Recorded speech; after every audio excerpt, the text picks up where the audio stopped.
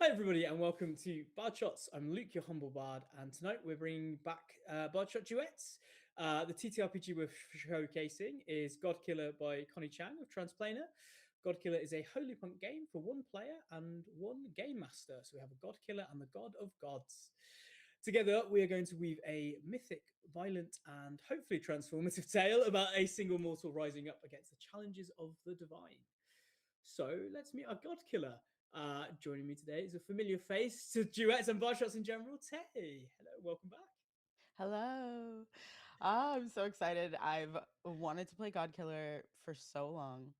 I think I said that in our first bar chats. I was like, hopefully me. And look at that. The universe. It Manifested it. said, it's your time. Yeah, I am drinking the world's largest cup of tea, so don't feel weird if you see that happening. It's so big. I love this mug so much. I got it at Thrift and it's massive. that's so funny. Drink soup out of it. Yeah, you can tell we're in massively different time zones because you're drinking tea and I'm drinking beer. So it's the end of my day and the start of yours. It is. Yeah, my voice is not at 100%. Hopefully it'll become that as we play. But Sure. we're we're doing it. I'm We're doing excited it. nonetheless. We're doing it. So, Godkiller uses the Power by the Apocalypse system. So, Tay's character will have several different moves that they can use, some requiring a roll of 2d6. Once added, these will determine how successful a move is. So, 1 to 6 is a miss or a failure, 7 to 9 is a hit or a success, and 10 plus is overkill or basically the equivalent of a crit. But we'll explain some of the moves as we go. We're both playing and GMing for the first time this as well. So bear with us as we get used to the rules as well. But if you're ready, Tay, we can get into it. Let's do it. Sweet. So, the cradle died a long time ago, but its ghost lives on. And you call this necrotizing wound home. The massive corpses of slain deities populate ruined tracts of land, the gaps between their bones bristling with beasts and monsters, scavengers and pillagers, mortals and smaller gods. This is a realm both beautiful and desolate. Dark mysteries lurk in the shadows of every ruined temple, every desecrated shrine, and every gilded promise gone to seed. But we find ourselves in a much richer area of the cradle, or seemingly so at least. Allura rises like a promise someone refused to let die. White stones gleam without blemish, gold filigree catches the light in careful and very deliberate ways. Flowers bloom in impossible places, between cracks, along walls, even where there's no soil. It is beautiful, effortlessly so, offensively so, really. People smile as they pass you, not hollow, not forced, genuine, at least seemingly. And that's what makes it worse. The air smells faintly sweet, like honey left too long.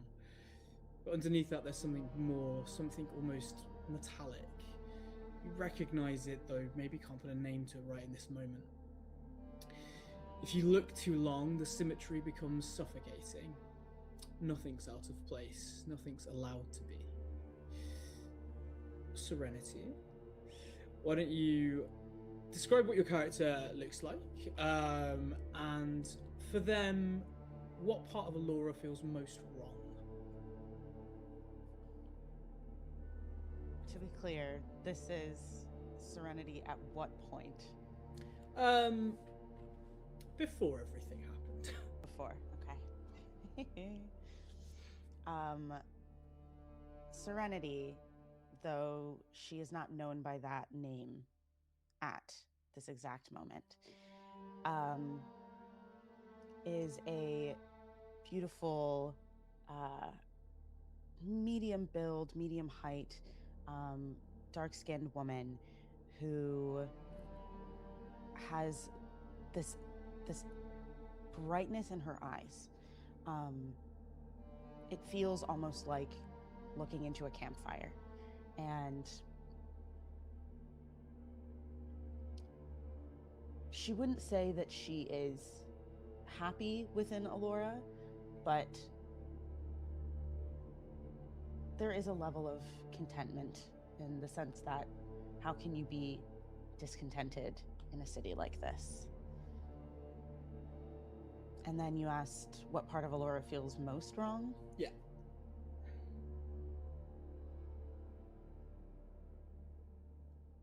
I think it's all of the inhospitable places that flowers grow.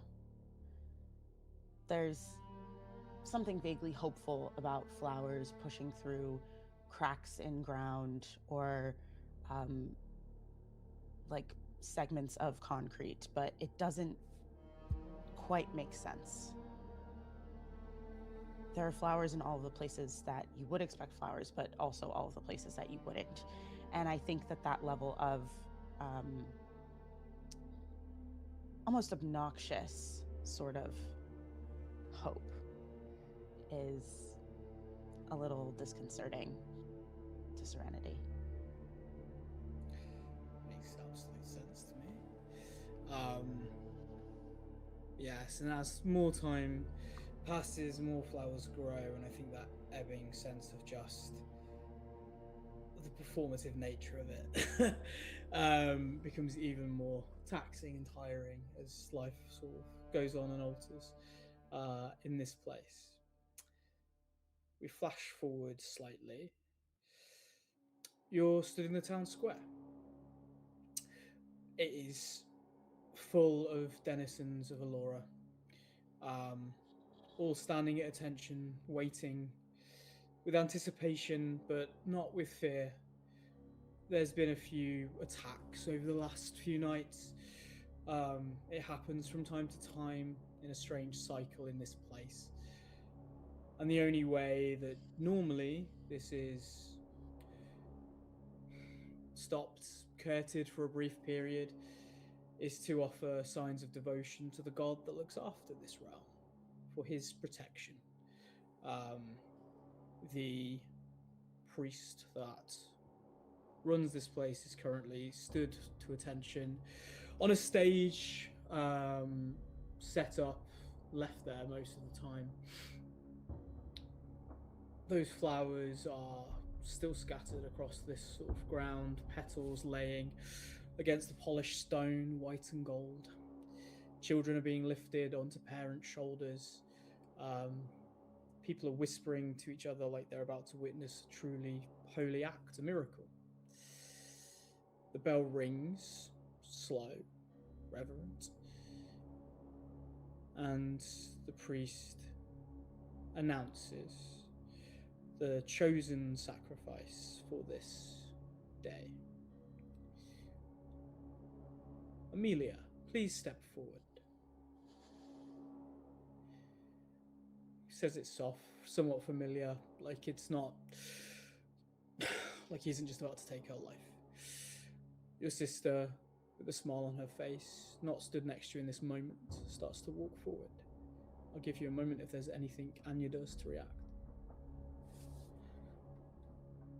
I think the worst thing about this moment is that Anya's not there.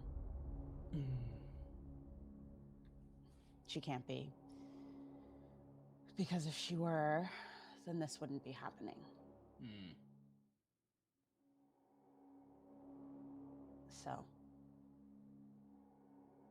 Amelia would look out, knowing that she's not going to see her sister, knowing that the last thing that she sees before she dies will not be a familiar face or a person who loves her, but all of these people here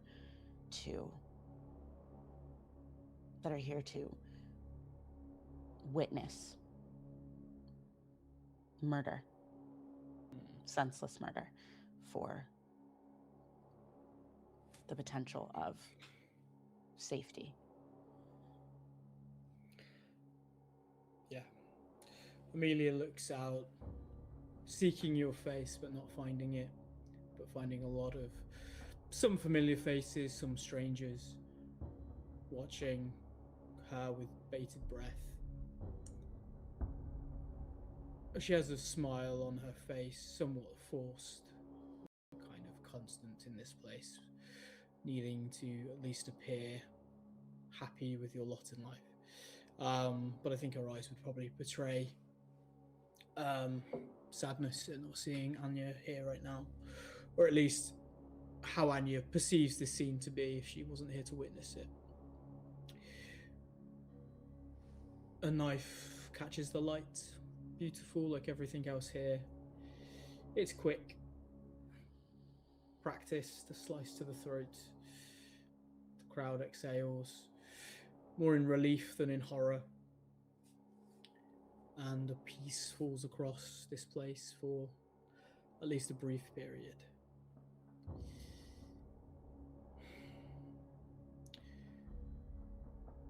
What do you think haunts you most about the fact you weren't there?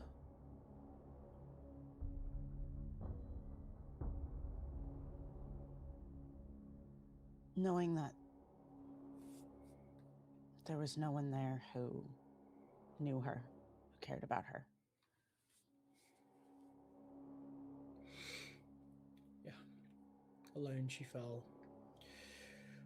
Blood splattering the stone. But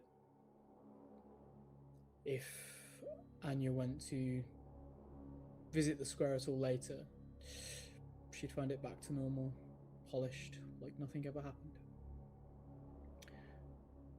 Generally how this place deals with anything like this. We flash forwards, maybe days, maybe weeks, depending when Serenity would seek out the priest of this place. Where do you think you would find him?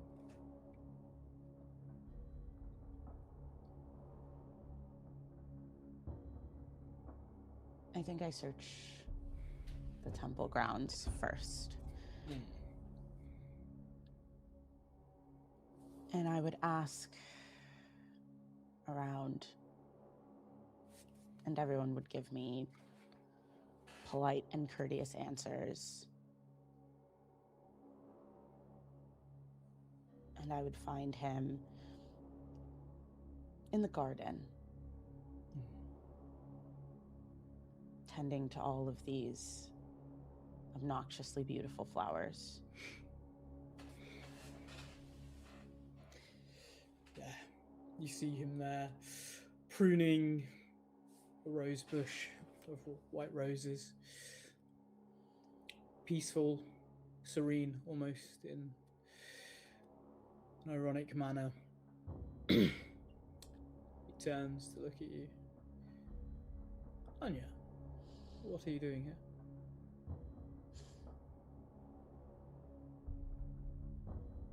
It's an interesting question. What am I doing here?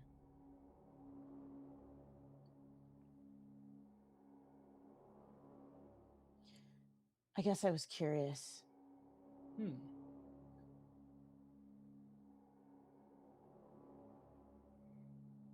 Do you think about the people you kill? Kill? No, we do not kill, we sacrifice people for the good of our Lord. Without their sacrifice, their willing sacrifice, this place would fall to ruin. How willing can it be if they don't have a choice? Everybody has a choice. They could leave. Your sister wanted this. No, she didn't. She would never have chosen that. It's the ultimate act of devotion. I understand one such as yourself can't understand that, but she did.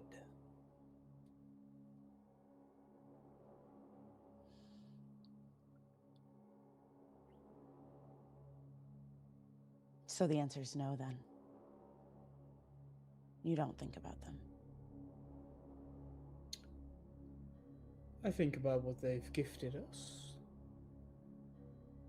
But, as I say, I did not kill them. Our Lord demands penance be made, and we do that.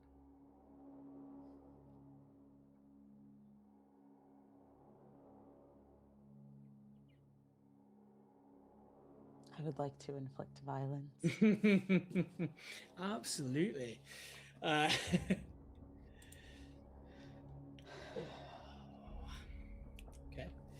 Yeah, if you roll me 2d6. Okay.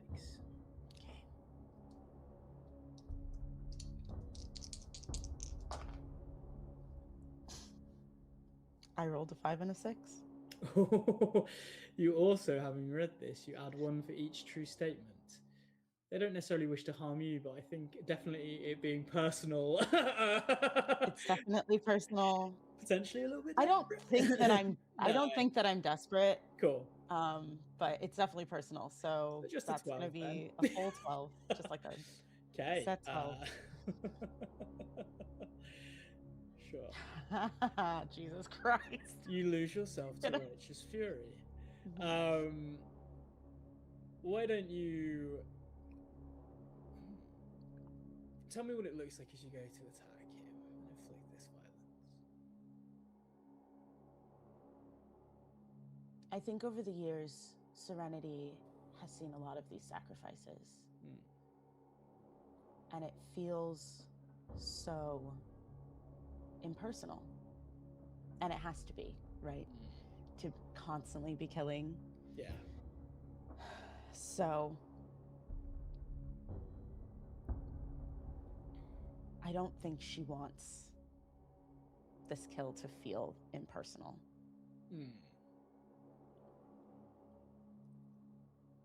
I think she wants him to feel it. And so when she slides the knife out of her boot,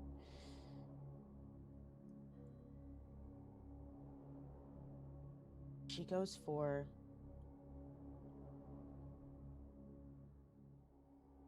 just like a quick jab to his side. So that he is feeling the effects of that wound. Okay. Yeah. And that's where she starts. Well, you jab to his side, he falls to his knees, drops the prunes that he's been using against the roses. Looks on you. What are you doing? You'll pay for this. Will your god appreciate your sacrifice? And she will go to stab him just like in the chest, not over where his heart is. Okay. But again, a place that it's going to be a bit of a slow feel. And I think she has all these things in her head that she wants to say. But in the moments of, we'll say, righteous fury, she almost blacks out in rage. And she just starts stabbing him over and over in different places, watching the light leave his eyes. 100%. As you somewhat black out, or the memory fractures a little bit more, all you see is blood. There's an ache in your arm as you are just stabbing this person.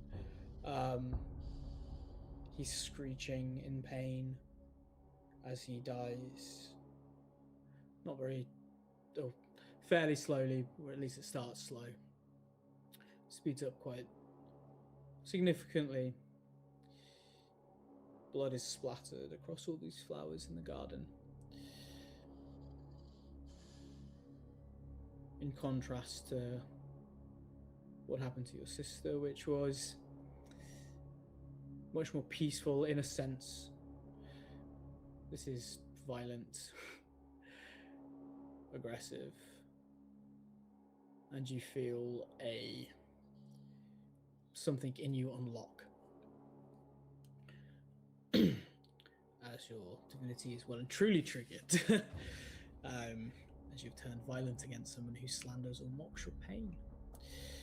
And you feel that that fury, that almost inability to rest take over you. As on an overkill on this, I'm going to say the cost is that vengeance is fueling you right now. Um, and even with this kill, you don't think it's quite been quenched. Okay.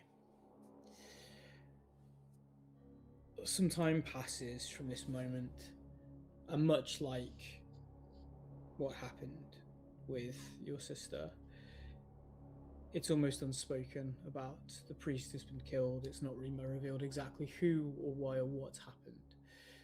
Days pass, maybe weeks. The place is clean, scrubbed. The flowers are spotless once more. The gold still gleams. A new priest arrives. Different face, but that same smile. Same deceptive beauty that is hidden there. The denizens gather, they almost throw themselves at this man, kneeling in devotion as they think he's going to continue to save them. When do you think it sunk in for Serenity that nothing's truly changed, even in that one act that she did?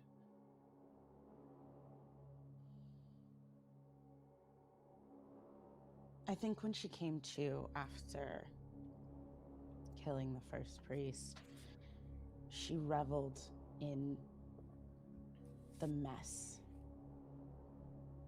In this one place in Allura not being beautiful and perfect and clean. And I think she thought that on some level it would stay that way.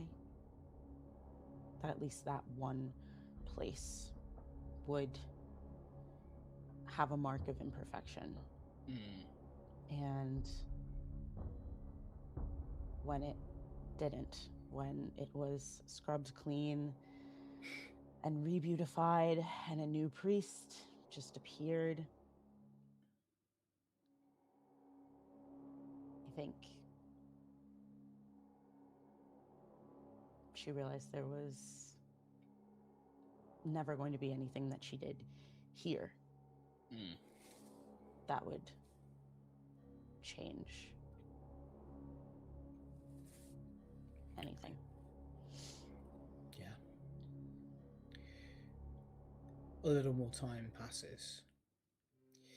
This priest is well and truly sort of embedded into the day-to-day now. We find you in a quieter moment.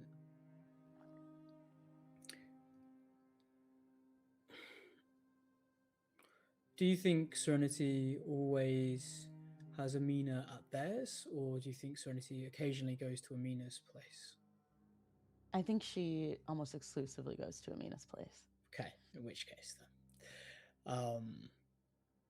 Amina's home's a little bit smaller. The walls are slightly uneven here.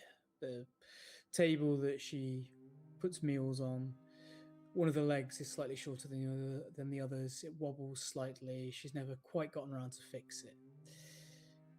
She's baking something in the background, but this is probably the one place, in an ironic twist, that isn't quite perfect in Allura. It feels much more real, I think, than anywhere else around here. But she's fussing over in the kitchen as she's making some food for you both. Brings over a meal. It's hearty. It looks lovingly prepared, and hands it off to you and sits down with you. Thank you. That's okay. It's nice to do things like this. It's calm and nice.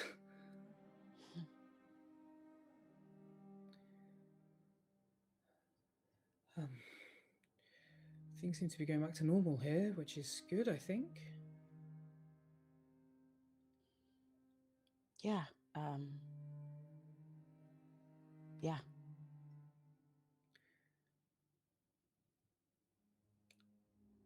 Have you thought about what you might do here? What you might do next? I know it's been a little bit of time since everything happened before, but Yeah, I've thought about what I might do next. Don't leave me in suspense. What is it? um, it's probably better that I leave you in suspense.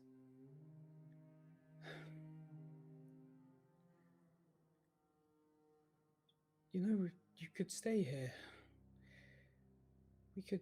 I know it's not perfect here. Well, it is perfect here, but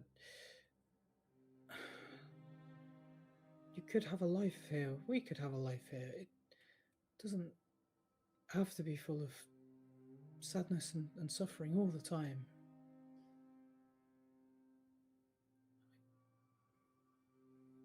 And I think on some level, this is a conversation they've had before. Yeah. Maybe not this direct, but the implication is always you could stay, you could let it go, you could choose to be happy. Mm-hmm.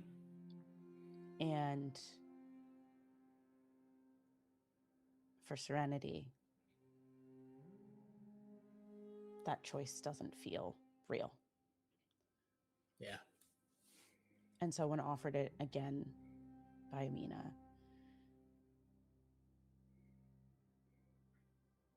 I think she just sort of stands up.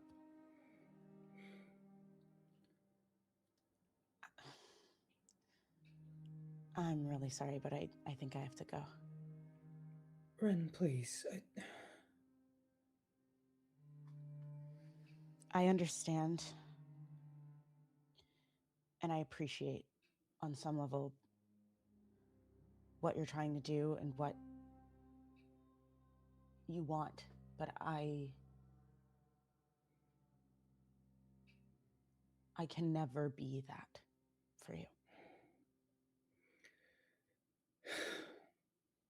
And I don't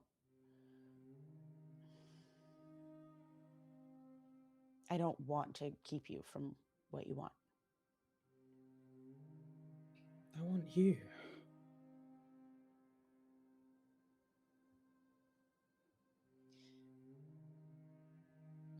I don't think you do.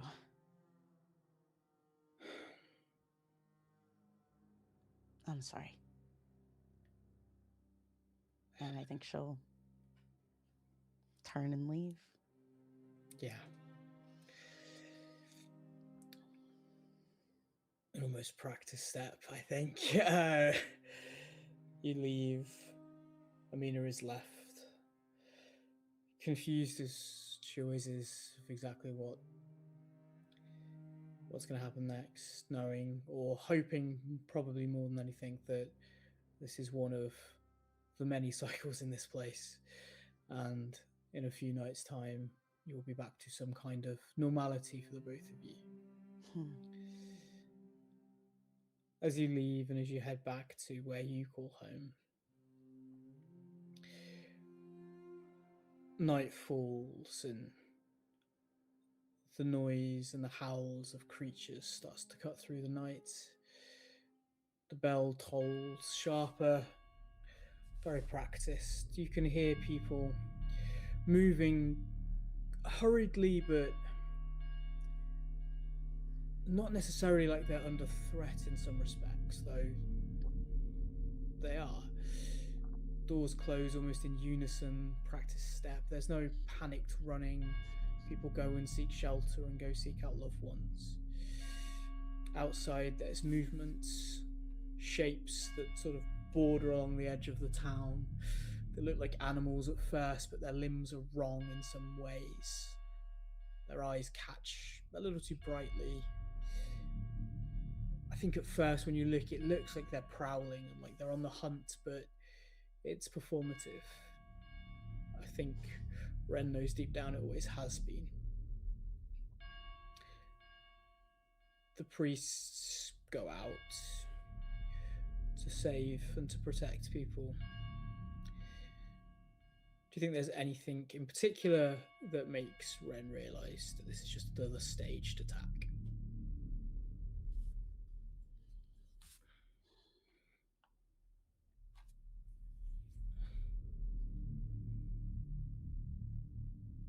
I think after Amelia died, all of the emotions that Serenity had flattened out. Mm. And the performative nature of these attacks, the way that it felt rhythmic, almost melodic Mm. in the way that it progressed. I think before there was a level of fear that was instilled, and when everything flattened out, it became so much more clear, the patterns in the attacks. Mm. Yeah, I think you realize how choreographed it really is. Even with the priests, where you can see them fighting back, holding back these beasts, calling out Araman's name to protect them. It's a constant performance. And you've seen it so many times now over the years. The attacks, the fear it supposedly produces, the salvation, and then the devotion that follows. All of it feeding something. I'd say maybe particularly on this night than any others. Maybe after just having that conversation for the millionth time with Amina, or reflecting on and having the memories come back of all that you've been through, you realize that you haven't killed the actual problem in this. You killed a symptom of it, a symptom that has been completely replaced immediately. And in that moment, I'll ask you what Ren thinks is the best course of action.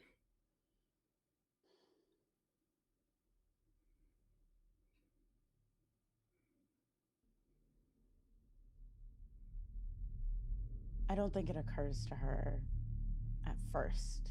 Hmm.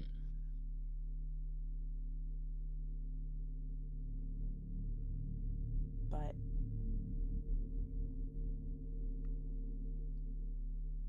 knowing that the symptoms will keep recurring, Hmm. the only thing that's left to attack is the actual disease.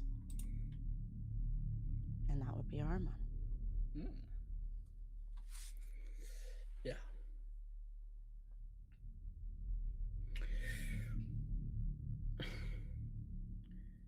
As you make preparations to leave, to go and seek where Araman is and how to kill a god, do you. Is there anything you do before you leave?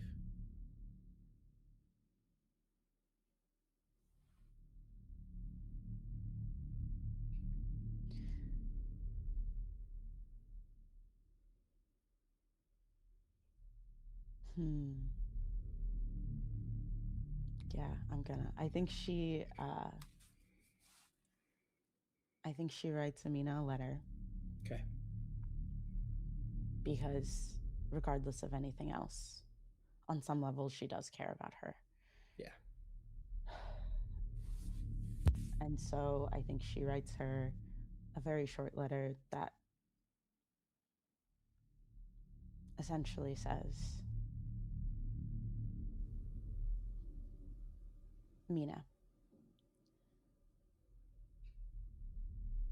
I know it would be I know it would be easier if I weren't so full of rage. So I'm going to try to fix that. I hope you're still here when I do.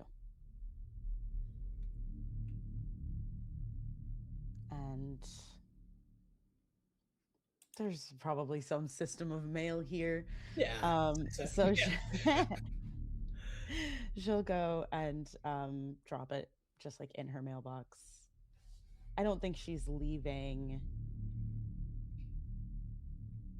at what would be like regular hours. I think Mm, after the last stint of attacks, nights become fairly safe to travel amongst again, and she drops this in Amina's mailbox the night that she leaves. yeah. Okay. You leave Amina behind. Notes whether she reads it or not. Well, she probably does, but She probably doesn't. just She listen. desperately. Yeah. I Oh. don't treat her very well, so it would be okay if she didn't.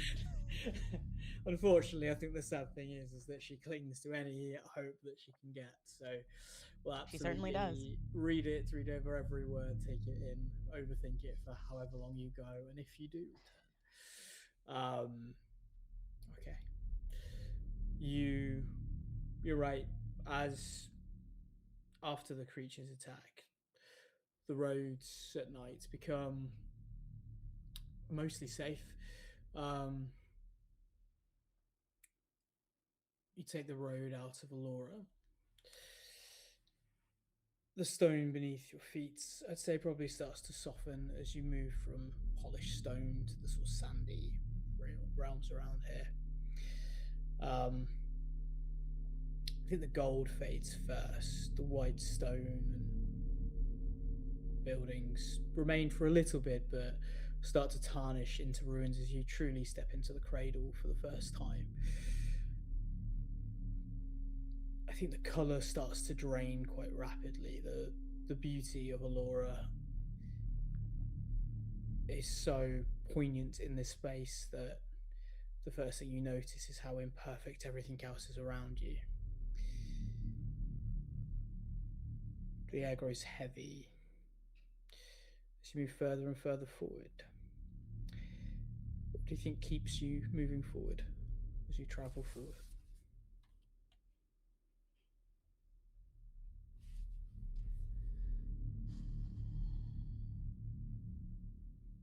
I think it's that fire, that rage. Mm. I think in the time between when we first met Serenity and now, after Amelia was killed, she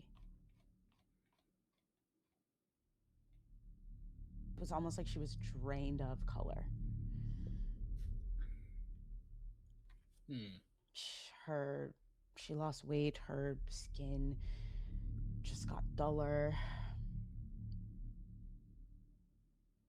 But the thing that was still she became sort of like a ghost of a beautiful person. Mm. And the thing that was still keeping her,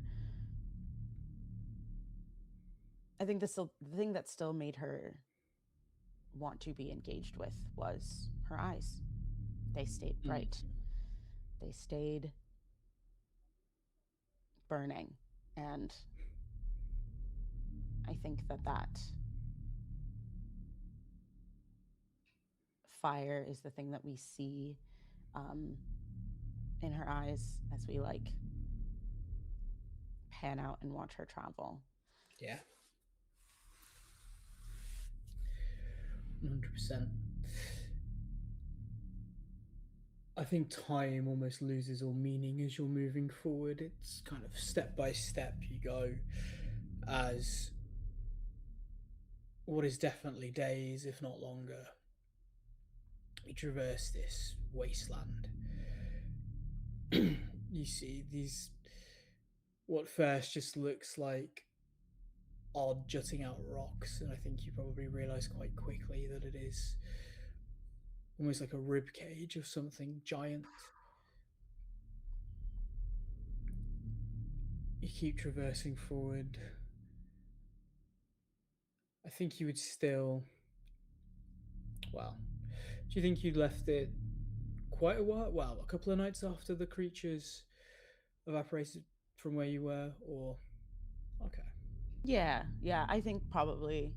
I think as much as it's like a choreographed performance, there is yeah, still a little level of like yeah, uncertainty at how long they continue on. So I Yeah, don't think she would leave like the first night after, yeah, but like two or three just to make sure.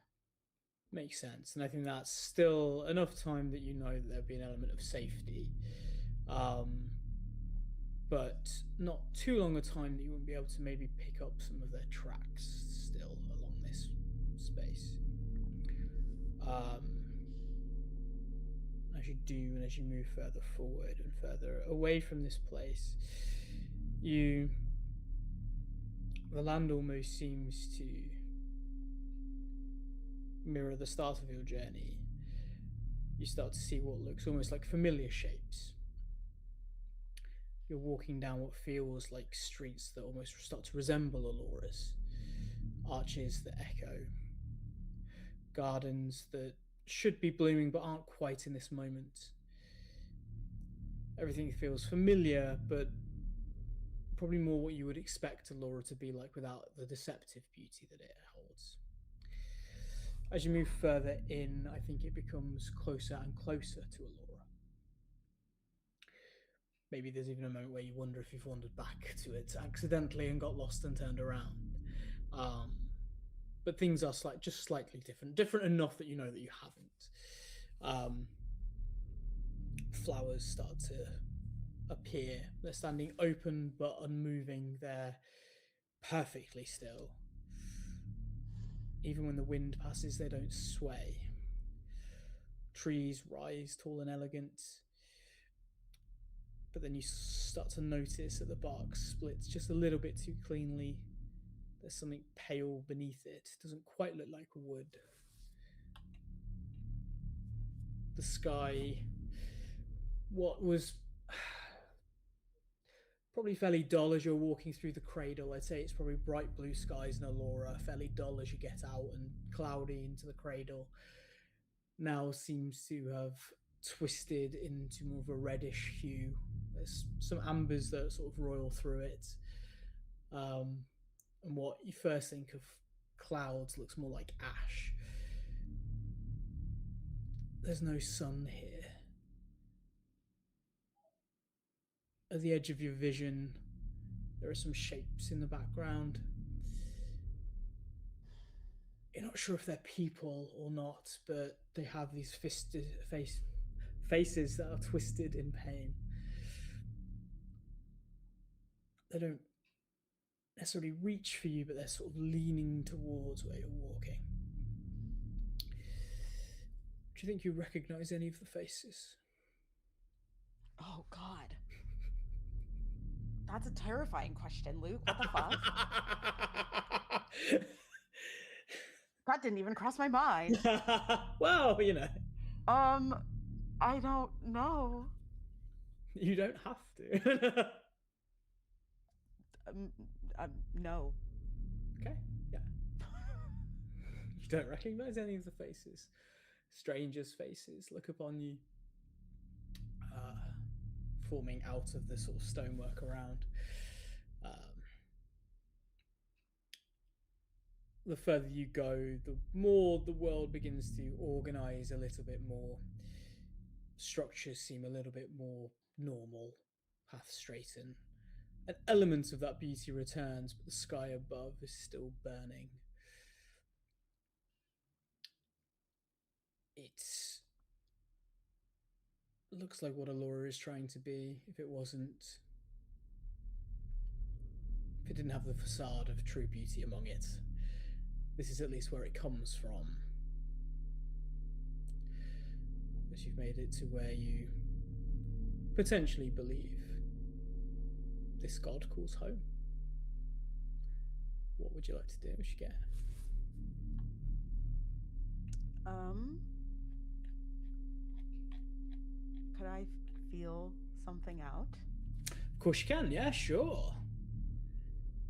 So, Yeah, so when you try to feel out a person, place, or thing, say what you want clarity about and answer one. The GM will give you the clarity you seek as they answer the other. What feels welcoming on the surface? What feels dark or unnerving when I peer deeper? Um, so I think the thing that I want clarity about, because the the faces you asked if I recognize. They're like Hmm. statues. They're stone. Yeah, almost. Almost. Oh, every question is so much more terrifying the when I hear an answer. Um, I mean, okay, so I think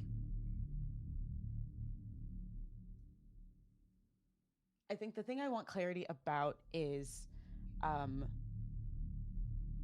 maybe what the purpose of this like echo of Mm. Alora is. Okay. Um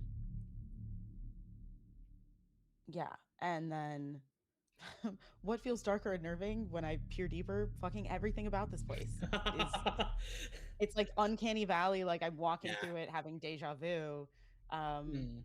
for what seems like my city and my home, but is very clearly not. Um yeah. Sure. Okay. So what feels welcoming on the surface, and then I'll give the clarity. Um, I think it's a mirrored answer in some respect. The thing that feels somewhat welcoming is the fact that it is an echo of your home. It's both welcoming and terrifying at the same time, like you say, in that Yeah. uncanny valley where you're navigating streets that feel familiar. It's almost like you know this place intrinsically, but you don't.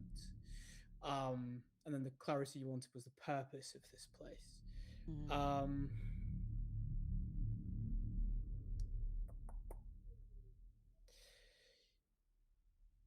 I think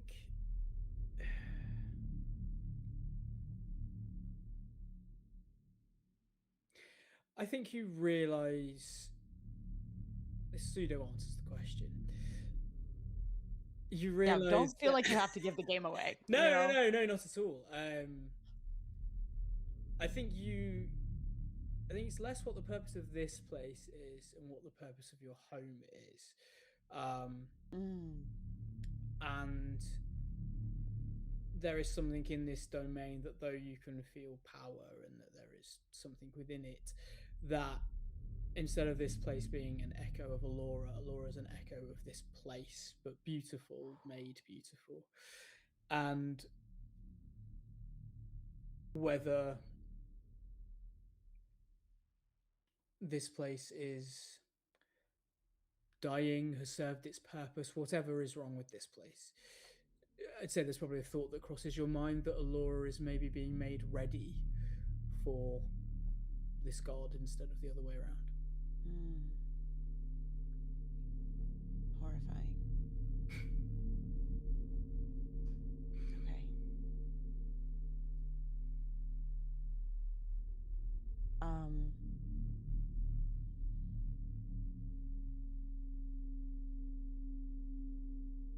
I think then I'm going to move to where I know the temple is Mm, okay. to see if it's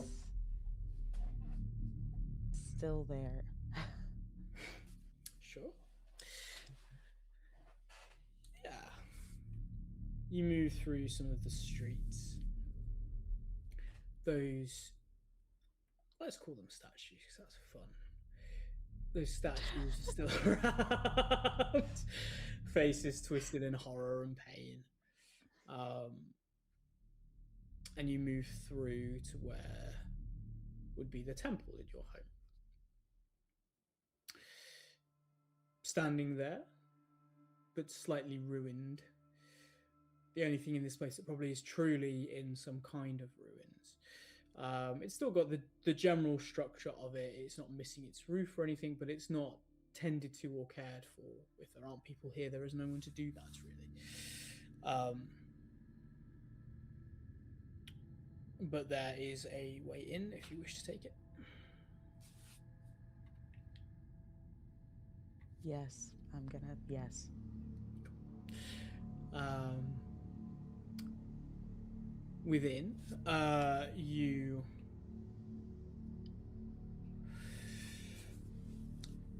as you walk in, at first, does mirror a temple. There are pews that are some broken, some still somewhat standing, but it looks like some rot has taken place into the wood. Some singed and burnt.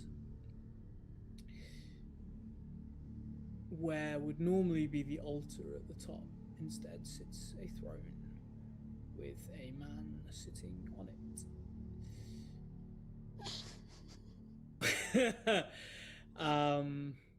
I don't know why I didn't expect that. I mean, hey, yeah. Welcome to Godkiller. Perhaps I should have. I forgot what we were doing. It's all right. It's all right. Don't worry.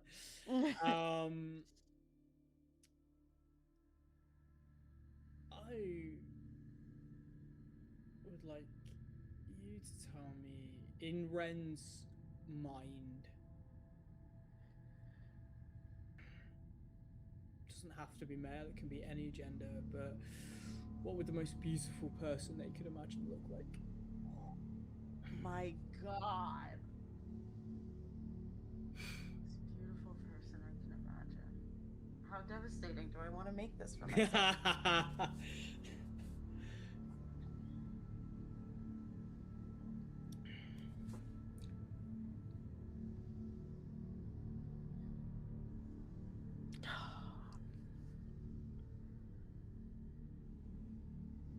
I kind of want to do it. I feel like that's okay.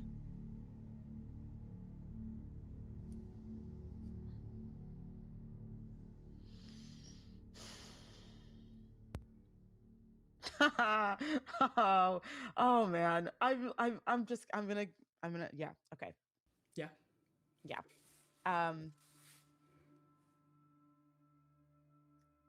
If it is the most beautiful person that Serenity can imagine. Yeah.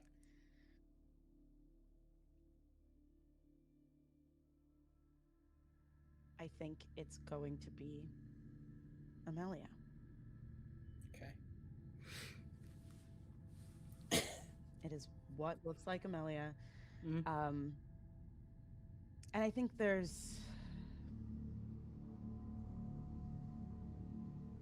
I don't think we said this from the jump. They are twins. Yeah. So it's Ren's own visage that you know.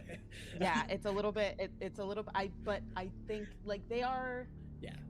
They're not identical. But they look alike the way that like Mary Kate and Ashley Olsen look alike.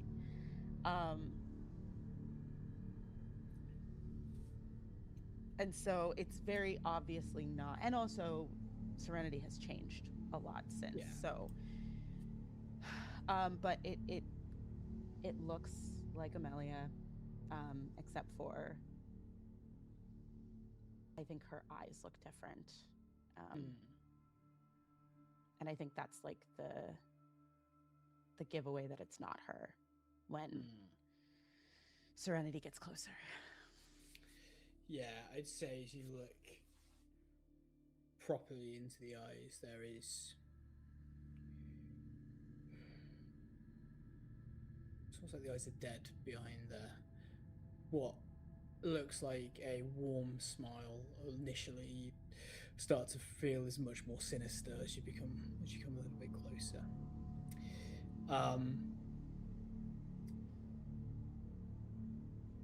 I'm gonna say however, should I roll to recognize a god? Yeah, I was just debating that myself. You absolutely can. Yeah, go for it. So you roll your 2d6. Okay. Add one for each true statement. So you're in or near their domain. You are. Okay. You're definitely familiar with their gospel. It'd be bad if you didn't know. I feel like it probably would be bad if you didn't know. So you can add 3 to that. Yeah. Okie dokie. I rolled a 6 and a 1. Plus 3 would be a 10. So it is an overkill. Hey. Oh God, the first 2 dice rolls of the game, and I'm overkilling both times. Yeah, there we go. Fine. Great. So no, this 4 is rolls from now on. That's got to happen, right? Okay, so on a hit, so 7 to 9, the GM will give you a clear interpretation of the omens, and you'll be able to ask follow-up. probably still will let you do that. On overkill, you realize your divinity is actively trespassing against them right now. Yeah, GM will say how. Okay. Yes, you absolutely, as you look upon this visage and as you probably comprehend in that moment that it is not Amelia, and Amelia has been chosen maybe for a couple of reasons. One, to mess with you. Two, because it is your interpretation of beauty. But like Alora, the beauty is wrong. It's not quite right. And you realize in this moment you are stood in the presence of Araman, the person responsible for all of this, at least all that's happened to you.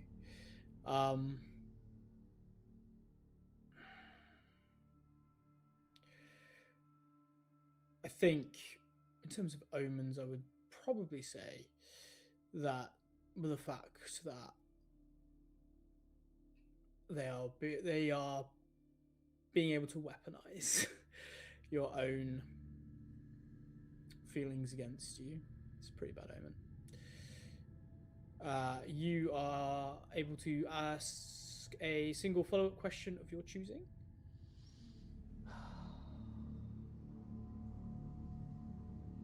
And I have to answer honestly. It's like one of my favorite mechanics of the game.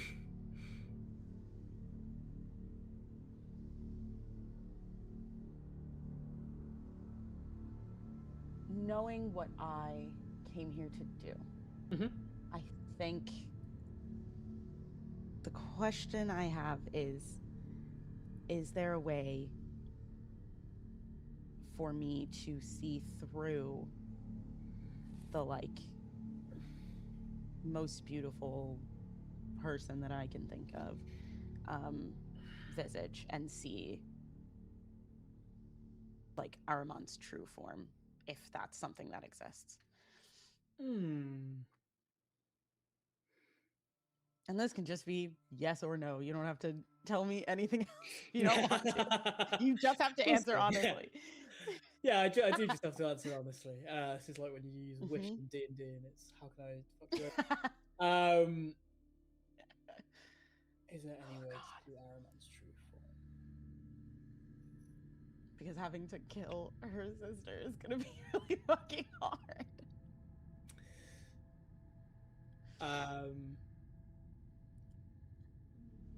Yes, but it will be exceedingly difficult. Okay.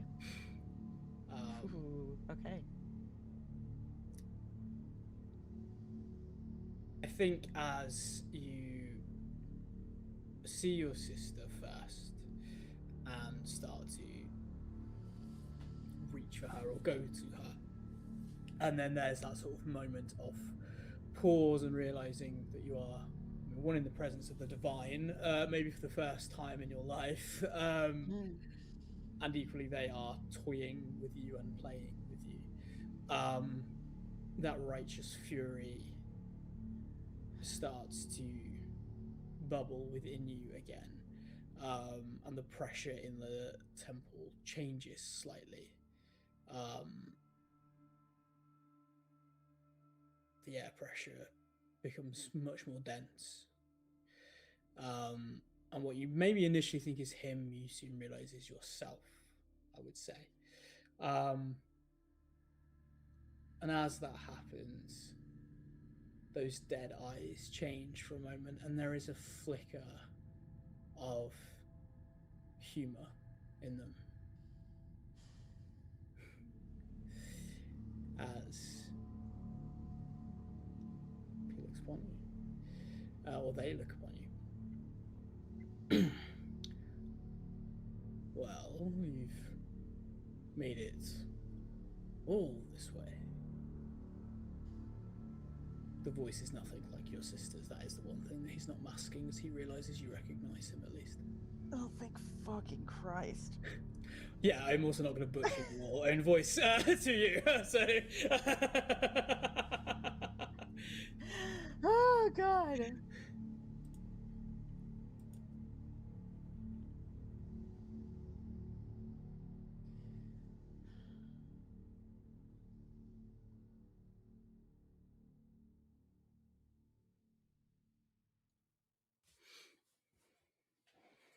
trying to decide.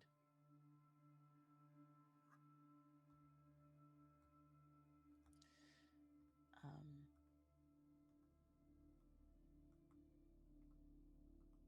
I presume you wear her face to mock me.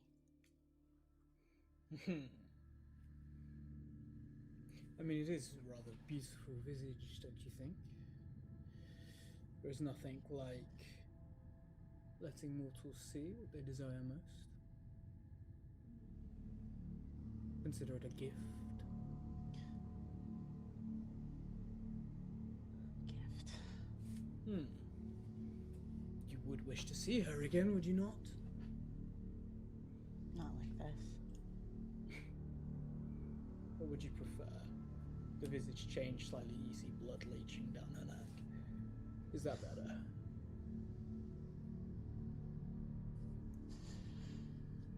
It flips it back to just her normally.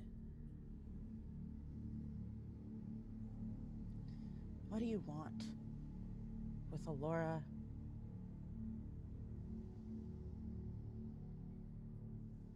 You come to my home and make demands of me? Call it curiosity.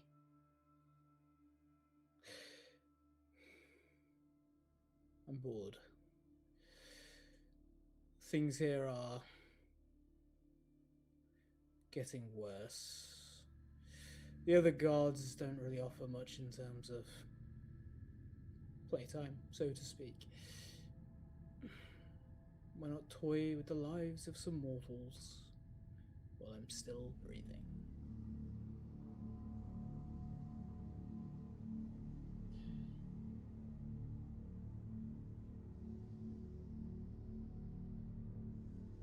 Okay.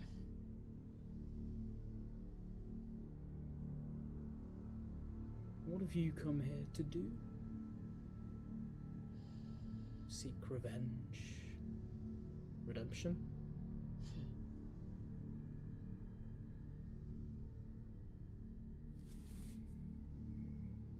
Redemption.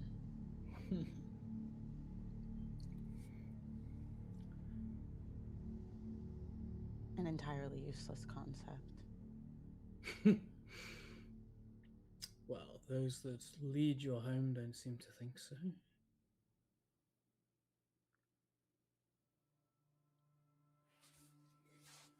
How do you convince people? Convince them. Oh, it doesn't take much. They want to do it. That's the sad fucking thing about you guys.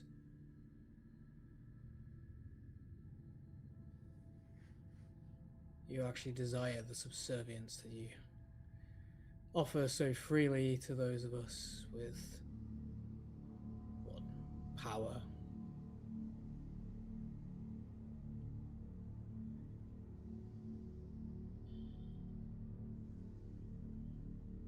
It's good to know that there's absolutely nothing redeemable about you.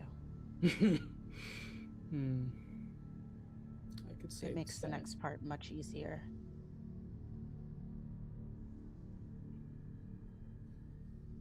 What next part would that be? I think as quick as she can, she's going to pull the knife out of her boot and throw it towards his direction. Sure, yeah, absolutely. This could be inflict violence. It could also be challenge someone dangerous.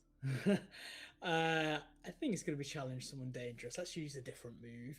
Okay. It's not technically an well, maybe the statues count as an audience. Oh, God. Foolish or risky action you hope they'll take.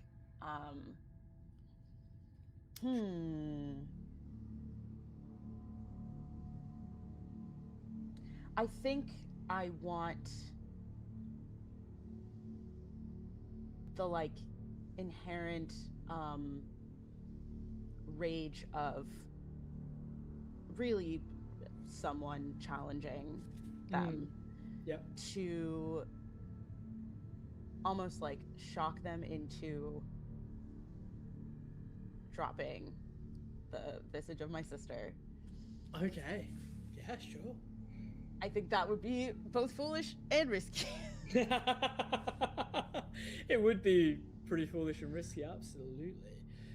Sure, if you roll your 2d6. They Add think one they're for each true stronger than you. statement. Yeah, they definitely don't care about my opinion, but they do No. think they're stronger than me. And I don't think Is the crown on my side? I don't think the crowd can be on either of your sides at the moment. So we'll say +1 to this. Okay. I'm so scared. Okay. Okay. I rolled a 4 and a 1. So Plus 5 1 +1 is a 6, which is still a miss. Oh.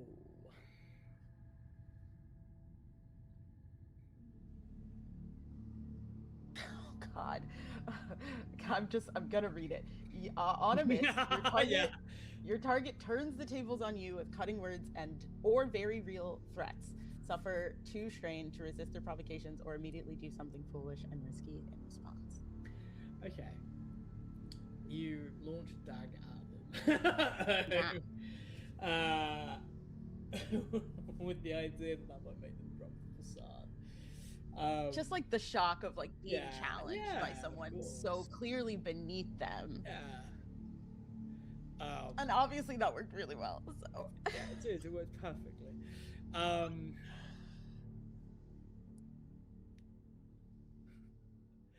okay.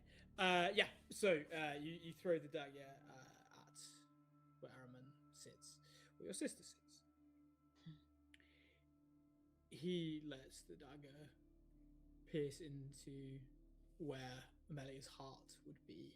You start to see blood leach down. It looks like red blood, though, as he pulls it out. You would kill your own sister. Well, sorry, kill her again. It was meant to be you, wasn't it? Originally? She wouldn't sacrifice herself, so she had to?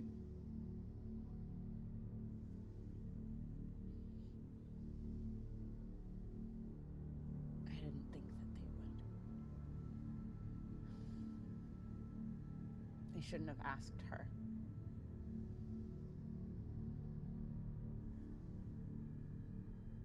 Well, what else were they going to do? They will sort of just throw the dagger so it flits to your feet, not to do any damage to you.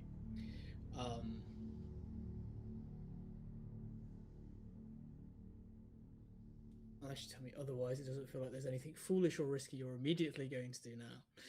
So you will suffer 2 strain.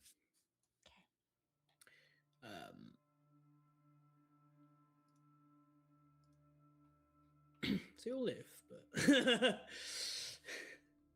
it hurts a little bit. More psychologically, I think, than anything else.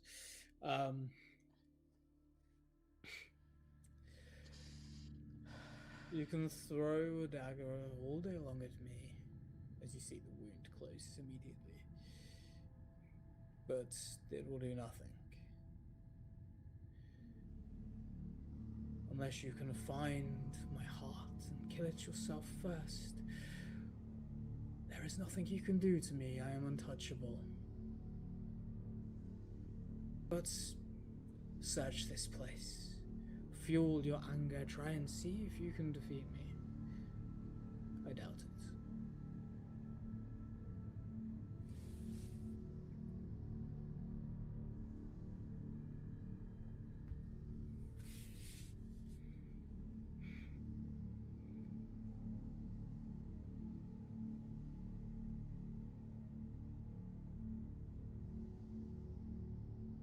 They said find their heart? Hmm. They did?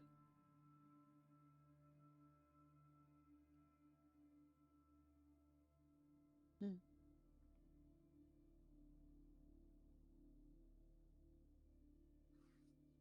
I am going to do as I'm told.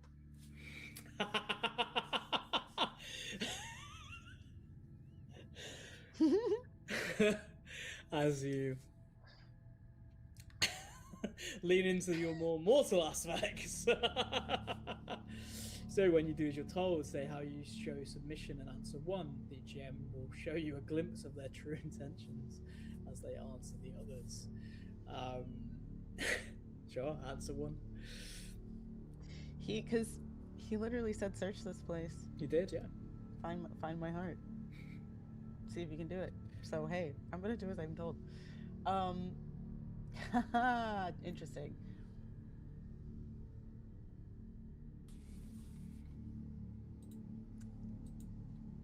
I think so. Showing submission, I'm going to not even picking up the knife. I'm going to leave it on the ground. I'm just going to back out of the room. No quippy remarks, no like trying to get the last word. And I think the what vulnerability do you reveal? Is that I'm revealing a vulnerability about myself? I think we can interpret it any way we want, to be honest. Okay. Because what I want to reveal is potentially, I'm not even going to ask for the whole kit and caboodle, a like clue towards what his downfall would be. Sure. Okay. That's what I would like to reveal. And I think, am I choosing that? I always forget how this like, yeah, because I'm answering the question, right? Yeah, you answer that question, and I answer the other one. Oh, okay. And we'll reveal sort of some of the true intentions in that. Yeah. So yeah, so the vulnerability towards I want a hint towards what his downfall is, and I'm deciding it, and that is going to be, I mean, he said find my heart, so I'm gonna assume and therefore make manifest that finding specifically his heart is going to be the thing that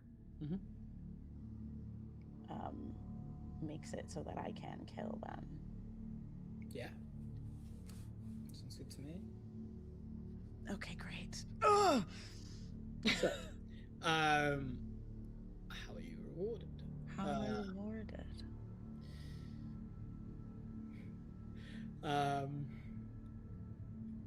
Jim will show you a glimpse of their true intentions as they answer the other. Okay. I think you're rewarded in that act of submission and just leaving without saying anything else with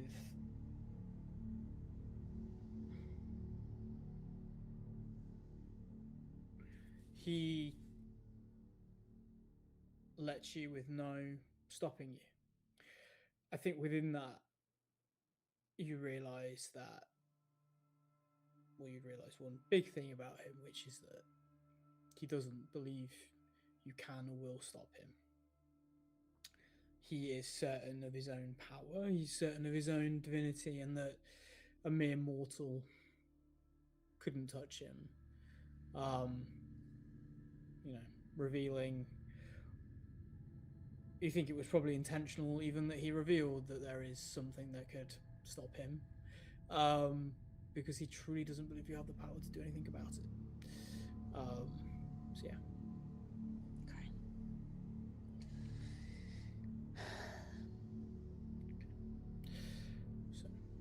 So I leave the room, I leave the temple. I want to go examine the statue, not statues. Sure. A little bit closer. Okay, yeah. Because I'm scared of them, and you've mentioned them a few times. So I feel like I should look at them harder. I mean, it started with it just being a creepy thing, and then you were so freaked Could out. just My mom was like, "I'm yeah. gonna bring them back in." For a bit of GM. Yeah, yeah, that's fair. Yeah, no, you go and examine the statues. You go out there. They've sort of not spread out every so often. It's probably the wrong way to put it. They almost look like they were people once. As you go to them,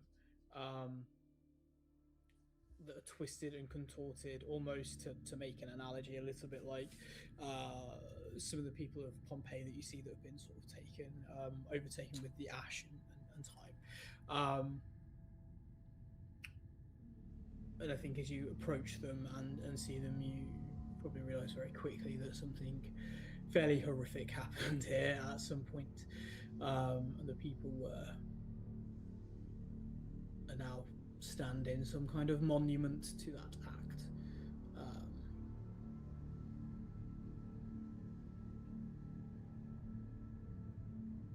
They look like they are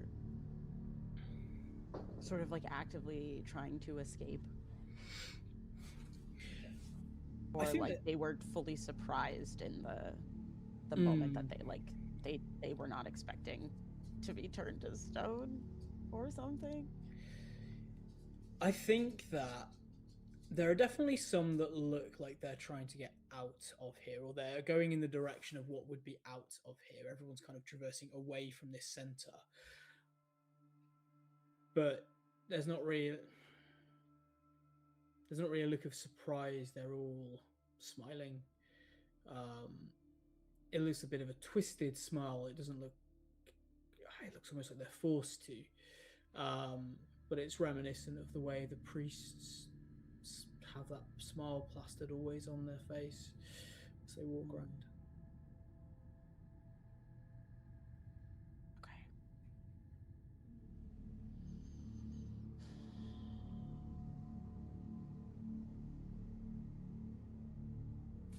So knowing that I need to search around to find Ahriman's heart. Mm-hmm. Trying to think of what would be where I would even think to look for something like that.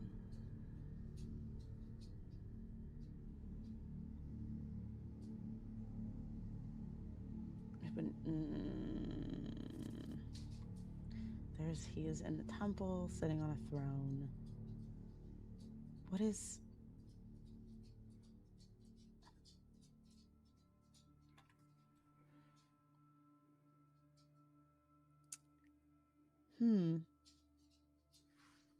I would like to pray for guidance. Okay, yeah. So when you pray for name the aid you seek and answer one, the GM will describe that aid that actually comes as they answer the other. Okay.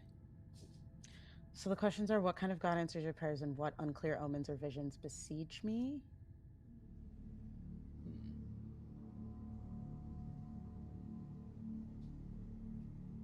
And I don't think Serenity knows of many other gods of the cradle. Yeah. So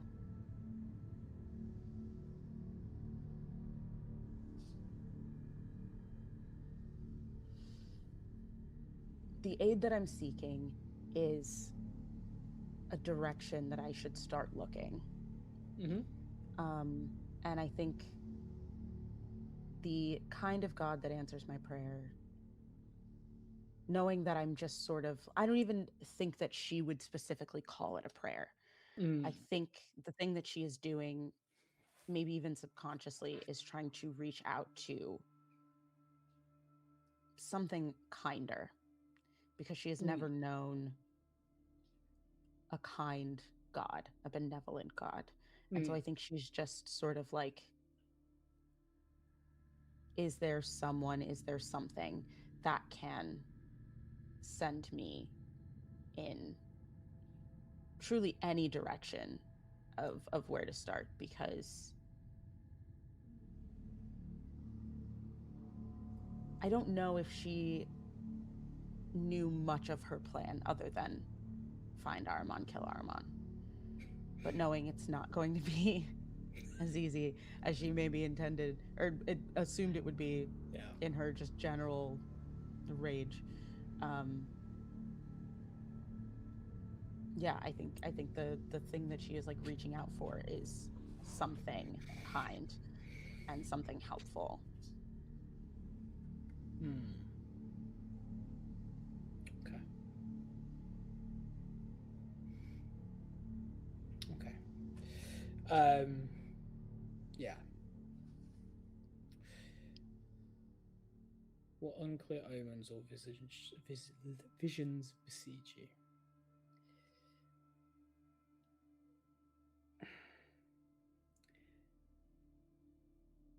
It won't feel kind. I will say I love it. that. Because I it love can't. that. But it will help. So there is that. There is that. I'll Or in take it. theory, it will help.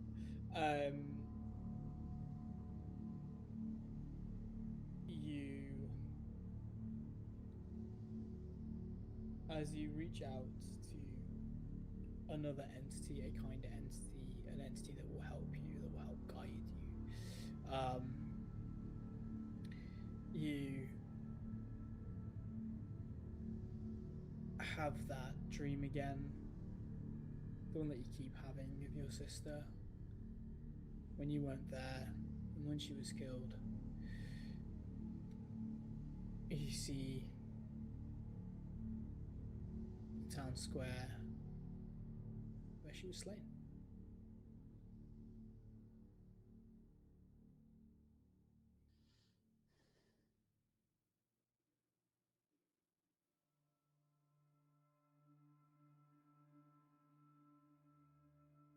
I think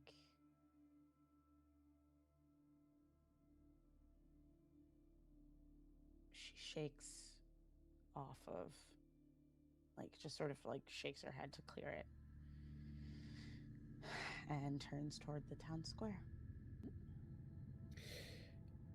You make your way to where the town square would be, and again, it's practically a mirror of Alora. I think you realize the further you walk toward it that a lot of these statues are moving away from it. As you reach there, what, at least in your visions of the town square, would be polished stone, flowers, petals sort of scrawled across it with lots of people there. You see a different visage. It's definitely polished stone floors, but it's almost covered with ash. There is nobody here. Almost nobody here. Where the stage would be at the town square in your home. Instead, there isn't a stage, but there is arches on either side, um, and suspended in chains to both legs and both arms is what at first looks like an angel. They have two wings made of feathers, but then you see two further wings made of leather. As you get closer toward it and look at its face, it looks identical to Amina. Oh my god.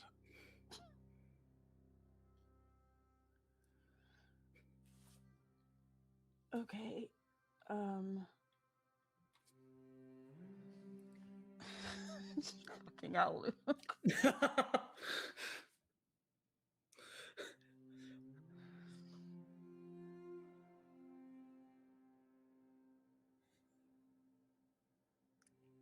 Eh, hmm. Is she doing anything? Is she just chained there? um, Is she reacting at all? She.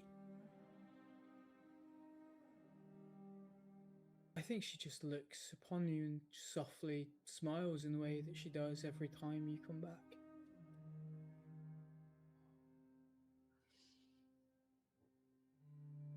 This isn't real. You're not. This isn't. Have you come back? Have you done it?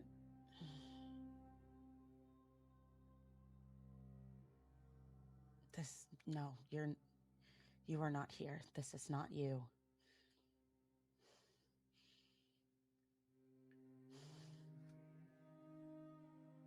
What's wrong?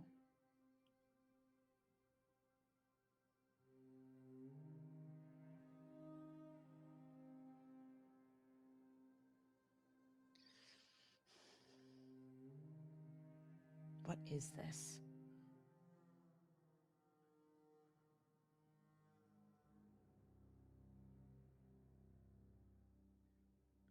I don't know. I was home and then I was here. I was waiting for you, like you wrote in your letter.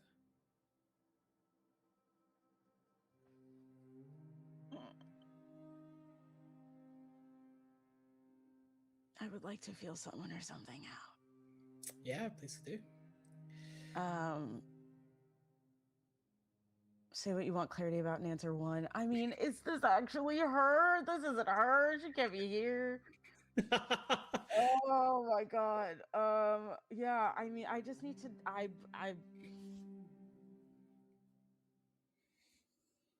have now seen ghosts of 2 people, the only 2 people in the world that I care about. On some level or a lot.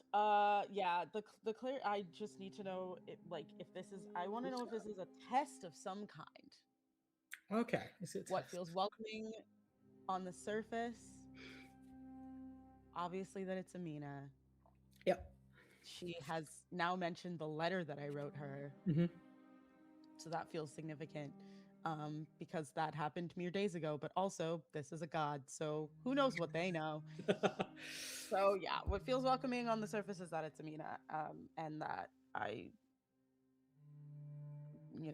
care about her as much as I humanly can, given the circumstances of my life. But I obviously am wary of anything I see in this place. Yeah, probably good that you are. What feels dark or unnerving when you peer deeper?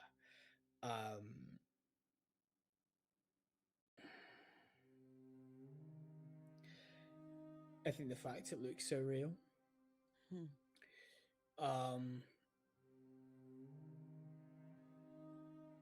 The question that you wanted clarity of, remind me exactly how you worded it. Is this a test? Yeah, you think it's a test. You wonder if this is why he was practically chuckling when he told you to go and look for his heart.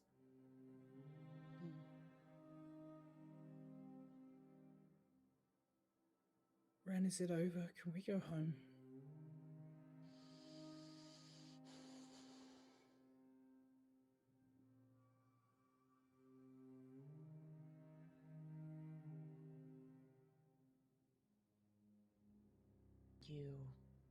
This is not real. What do you mean? I don't know exactly what he wants.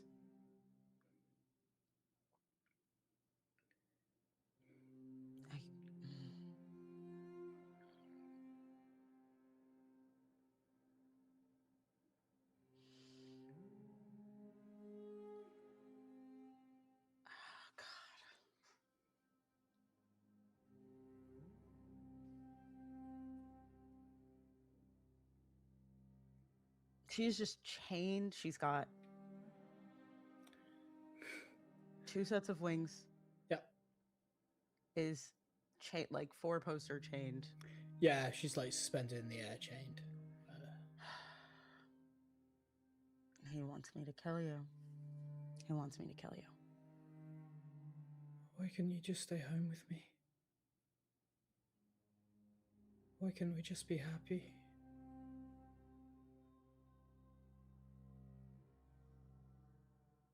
Abby isn't real. It's not real as long as he is controlling Alora.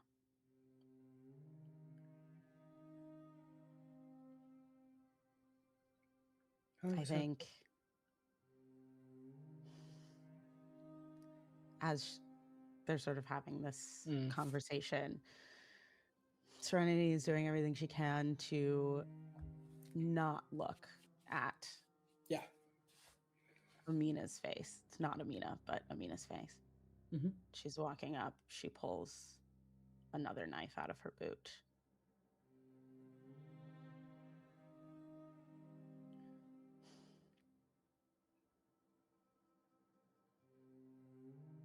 This is not you.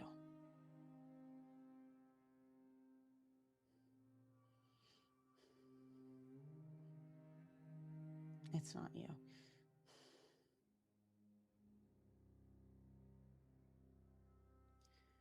And almost like forcing her head out of any of what is happening, just trying to the movements of what she has seen happen in the town square so many times before. She pulls her knife up and she will slit Amina's throat. Okay. If you roll 2d6 to inflict violence, she does not wish you harm. Nope. It is personal. It's certainly personal. I'll let you determine if you're desperate or not. I want to say I'm desperate for the +1, but I don't think I am. Okay. Not yet. Sure. Yeah. Oh, it's just +1. Okay. I rolled a 5 and a 3 for 8. Plus 1 is 9. Okay, so I hit. This will end on your terms. You slit her throat.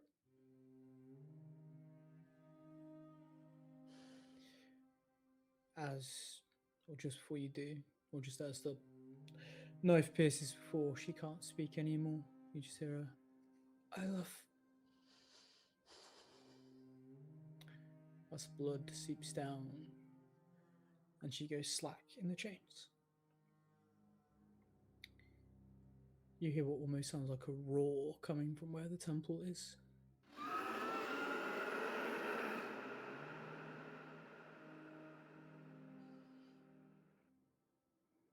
Again, just like fully not looking at. And so she doesn't know if it's still Amina, but in her head, it only was. Yeah. She just turns and walks back towards the temple. Yeah. As you do, as you walk back, that air pressure, though it doesn't feel like it's yours this time, it's heightened, almost feels hot in the air. The sky has turned a deeper shade of orange and red, almost like a burning fire as you walk back towards the temple. As you get not far from it, not far from that entranceway, a figure comes storming out. What do you think a devil looks like to Serenity?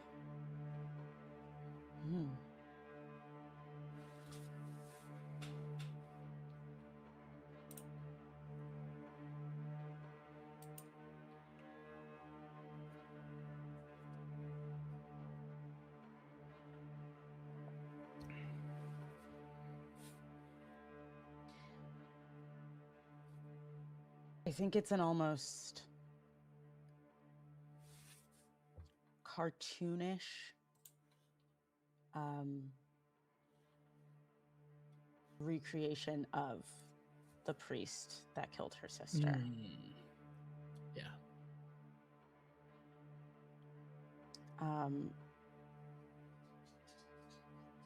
It looks like him, but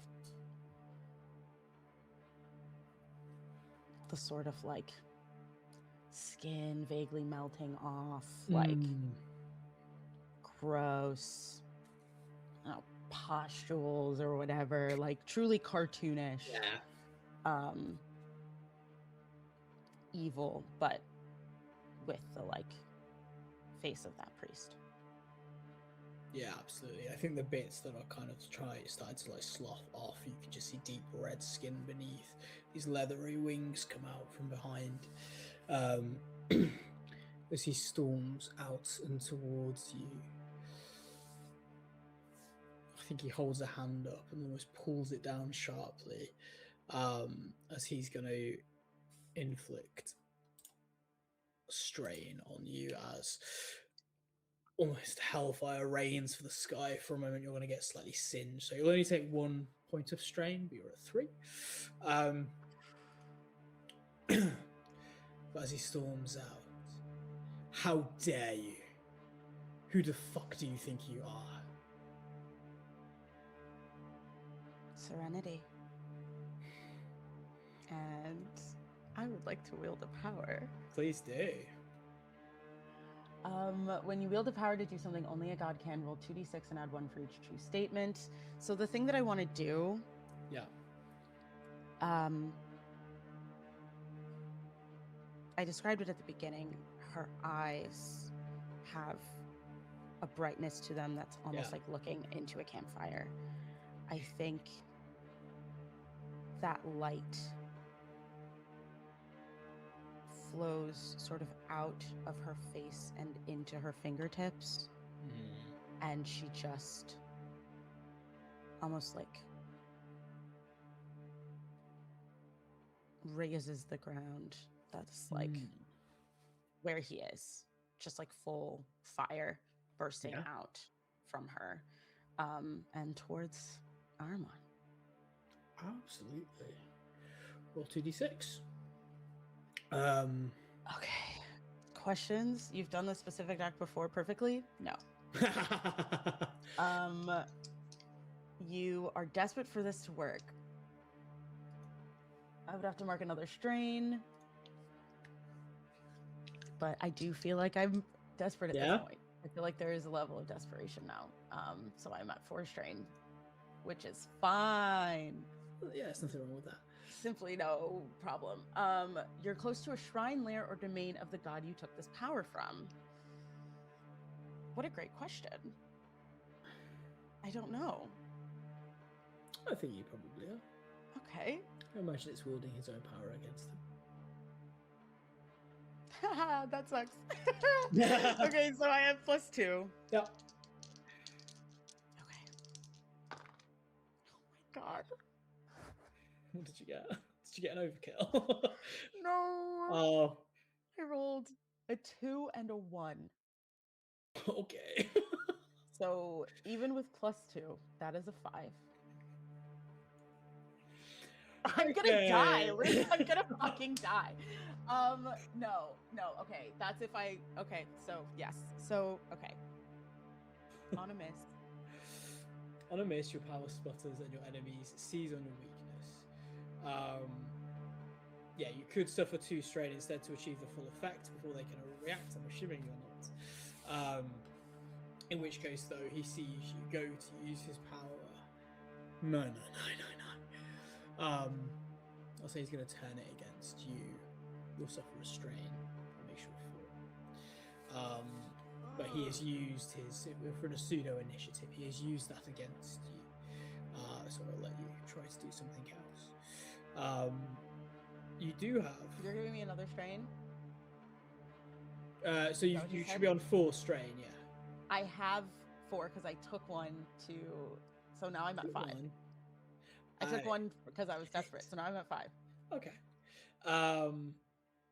Okay. So crucible moves, which are probably relevant right now. You have one to kill a god, obviously. There is one here, which is suffer your 5th strain. So when you suffer your 5th strain, choose whether you succumb or persevere. If you succumb to the strain of your existence, describe how divinity explodes from you as you die, altering the cradle forever. If you choose to persevere, roll 2d6. On a 7 to 9, clear 1 strain and also reveal Reveal one to your opponent as you choose as you fight through the pain. So you will reveal something to your opponent. On a 10 plus, divinity surges through you and you clear all strain. Describe how you forge ahead, turning a dire situation on its head. Okay. I'm scared. I am obviously going to persevere because I gotta kill this god. Yeah. If you miss on this, you will still clear a strain. I just described the desperate situation you find yourself in. Correct. Okay. Please. I'm using 2 different dice. I have 6 dice that I've been cycling through. I'm using my sharp ones. Oh my god. Okay, I dropped one, so I'm not doing that. I'm so scared. I don't even know where it went. It's gone. It's okay. fine. It's all gonna be fine. Everything's fine. It's fine. You're only fighting the devil. Got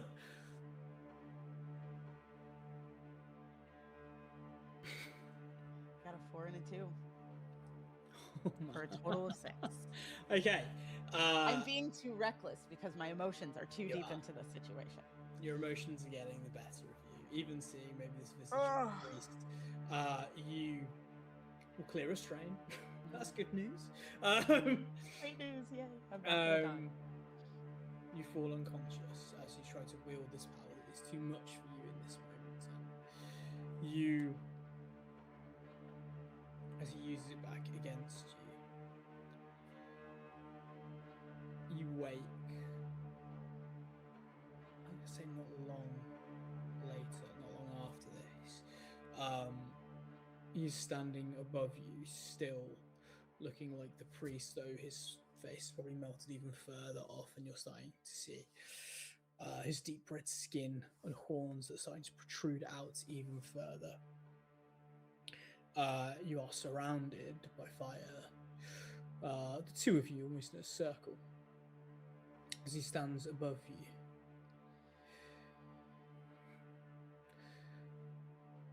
You really thought you could kill me?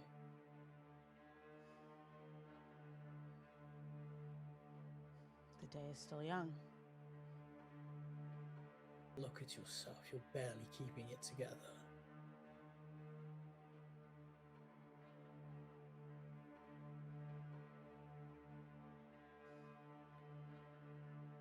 Why not just give it? Go home. Lead a pretty little life in a beautiful place that everybody else is grateful for but you. It's not real.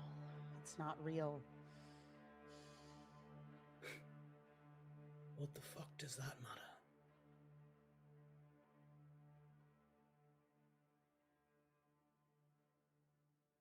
It matters to me. Well, then I'll have to sacrifice you myself, I suppose.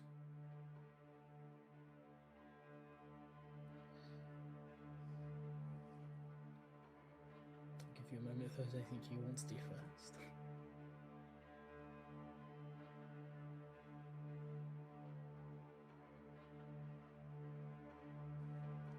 So here's the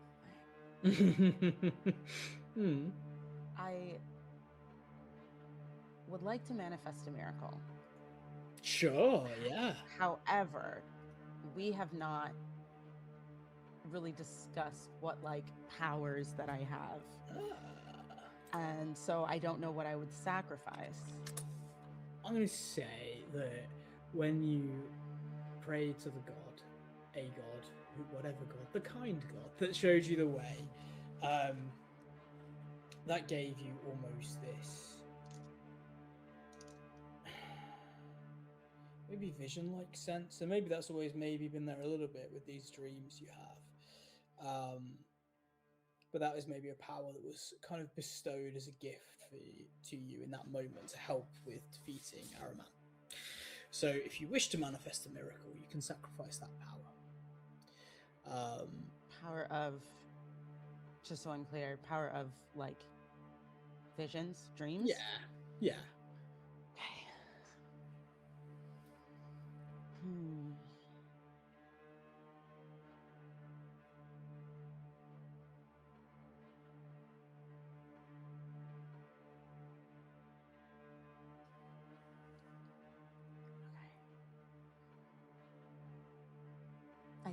think then what I would do with this is to have that energy sort of explode from me that is going to show Ahriman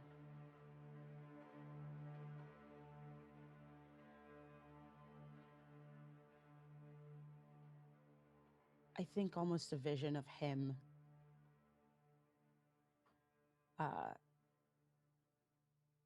maybe killing me. Okay. Sure. That allows me to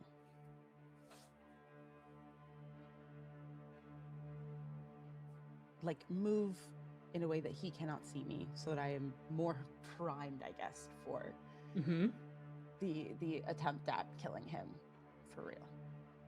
Absolutely, I love that. Okay, yeah. As this power explodes from you, he almost shields his eyes for a moment and looks upon what he sees as your dead body. He just looks upon you for a moment. Pathetic. Turns and starts to walk away, thinking he's killed you. And I think when he turns towards me, because I will have moved, so that I am behind him. I think when he turns towards me, I have another knife. All of my knives. I have a knife, not the one that I threw at him, but the one that I used to kill what I saw to be Amina. And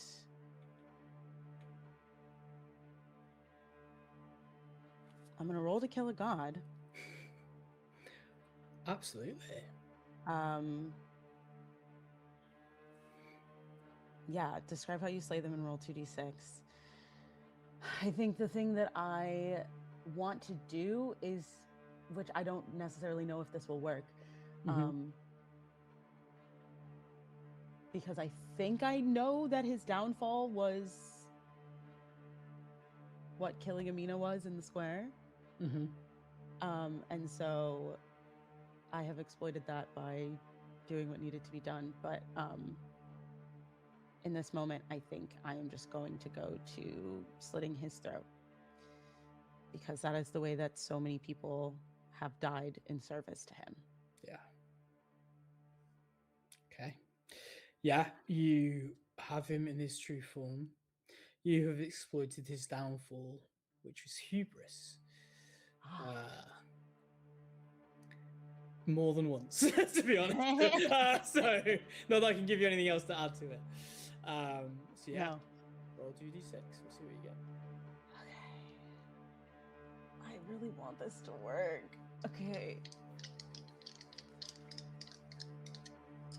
The dice will serve who they must.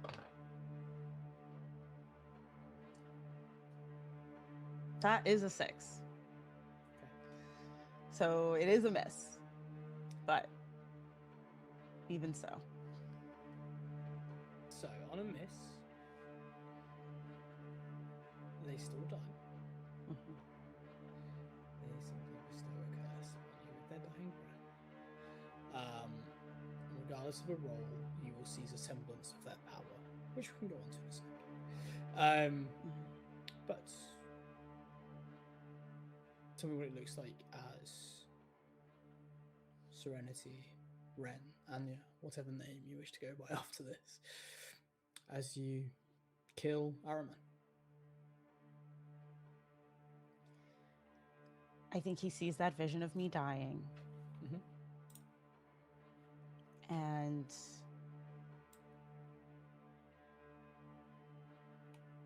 when he turns to walk back towards his throne, I'm right behind him. And I just reach up very quickly and glide my dagger through his neck.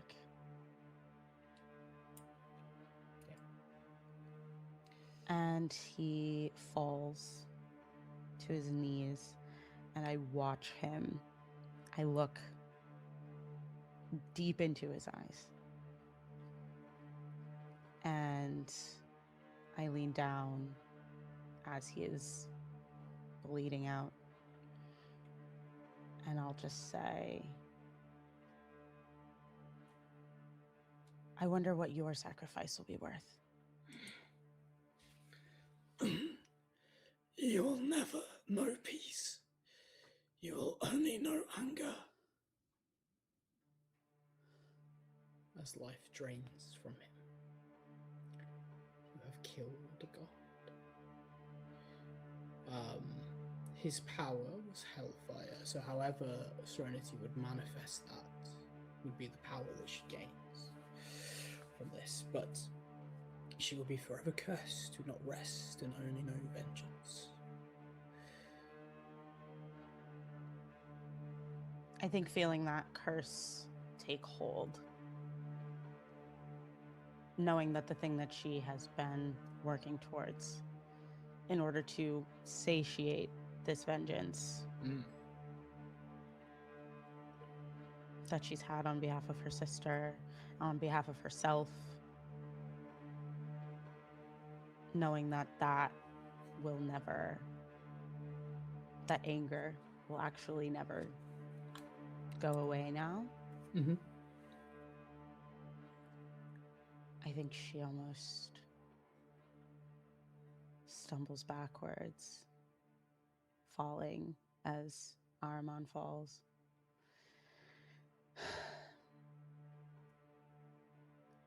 And just starts to cry.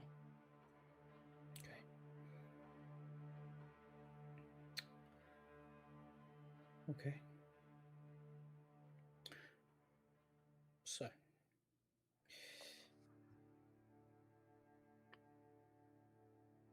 when you have killed or spared exactly one god, you can ask one of the following once per session in the renown moves for servant.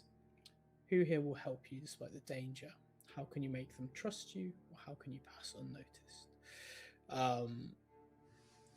What I will say is that as Ahriman dies, I think the fire in the sky ebbs slightly. Doesn't turn to blue or anything like that, but just dulls in tone, much like the rest of the cradle. I think you hear the howls of the creatures which you're used to from your home, but this at least confirms to you that they were from Ahriman himself.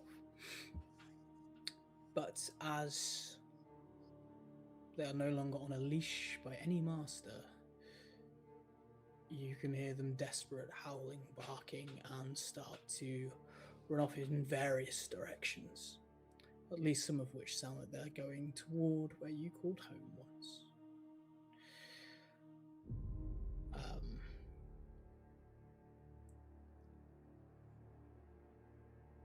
But yeah. Any of those questions you wish to ask?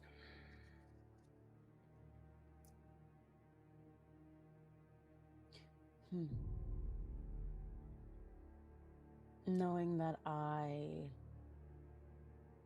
have a semblance of power from Ahriman,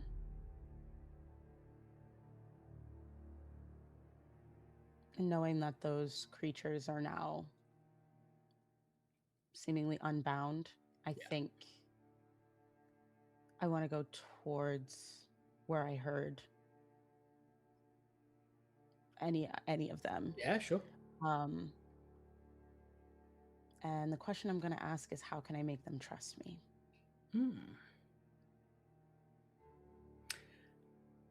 I think these particular demons, I think showing that you have some of Aaron's power and that their master isn't gone but has maybe changed hands would make them trust you. Okay. Yeah, I'm going to start trying to, if not enlist, Mm. based on whatever level of trust they end up having Yeah. of me, take care of, kill these demons so that they can't harm anybody. Yeah. Okay. Yeah, I'd say with a display of power and will, they fall in line fairly quickly, and it almost echoes like a hive mind that you hear others come back toward where you are. And the demon army type thing that Araman once possessed is now somewhat come under your control, at least tentatively for now.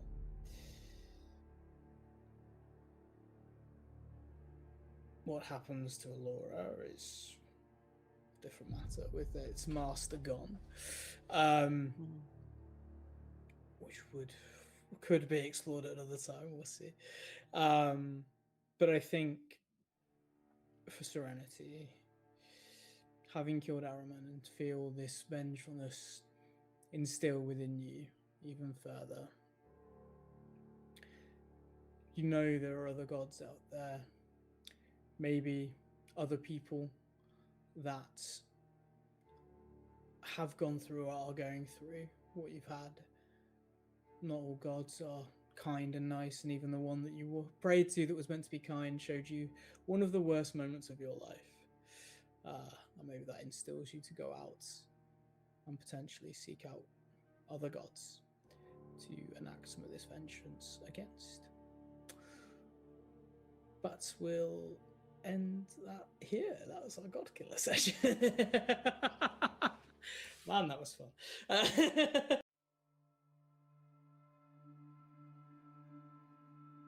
Okay, so that brings us to the end of tonight's Bardshot Duets Godkiller. Tay, thank you so much for playing along with me. Thank you for having me. Always. Where can people find you online, and feel free to plug any projects you've got going on? Yeah. Hello, I have been Tay. And you can find me on all socials that I am on, whichever ones those are, at Taycro, Taycro. I'm also on Twitch, twitch.tv/it's Taycro. And I have a TTRPG interview podcast where I talk to creators that I admire about the stuff that they're making. And it is a scam to get people whose stuff that I make that I like to sit down and talk to me for an hour, and it's working. So feel free to check that out. I should have a new episode out, fairly new, but I can't remember when this goes live, but there should be a new episode from recently that you can check out. And yeah, I'm gonna be floating around bar shots, I'm sure. 100%. Yeah, You can't get rid always. of me. No, I am no. here forever now. I can't get rid of anybody. Everyone wants to come back, and I'm like, oh, okay, something's going right.